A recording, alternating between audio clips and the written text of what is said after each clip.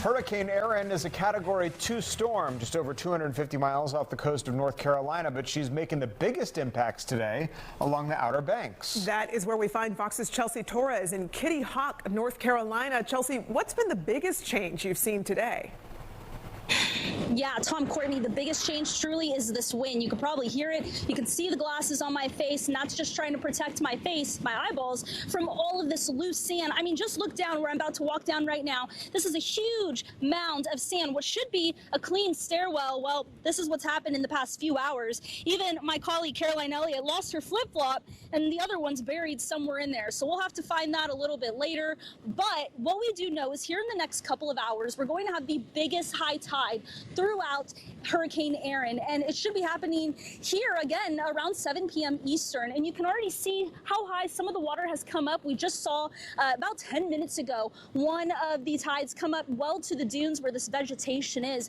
So what does that mean when we have this high tide, and why is it the biggest? Well, it's going to be bringing more onshore winds, and that's also going to be bringing more water, which could also mean more flooding, especially for a lot of those roads that have already flooded about an hour south of here. So again, a lot of those communities could be impacted even more, even though Erin is kind of churning out into the Atlantic. But even just looking out into the surf right now, man, she is angry. These winds have really turned up with these waves, and they're pretty intense. And this is how it's been all day. Even, I'd say, about a quarter to half a mile out, you see those white caps really stirring up, even bringing up a lot of the sea foam. So Tom, Courtney, if you guys have coffee and you want some cold foam, I have plenty of the salty caramel right here for you. But we've been talking to many people today just about what they feel are going to be the biggest impacts that they see from Erin.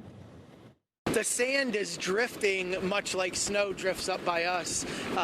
There's a lot of wind when we're up on the balcony. We can't really tell if it's really raining or if it's just mist coming off the ocean. It feels like Niagara Falls.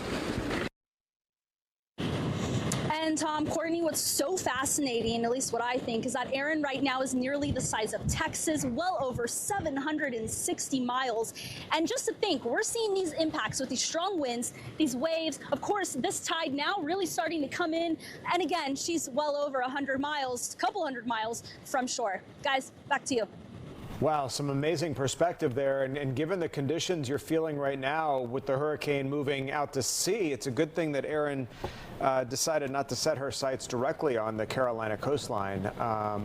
Thanks so much for that live report as we move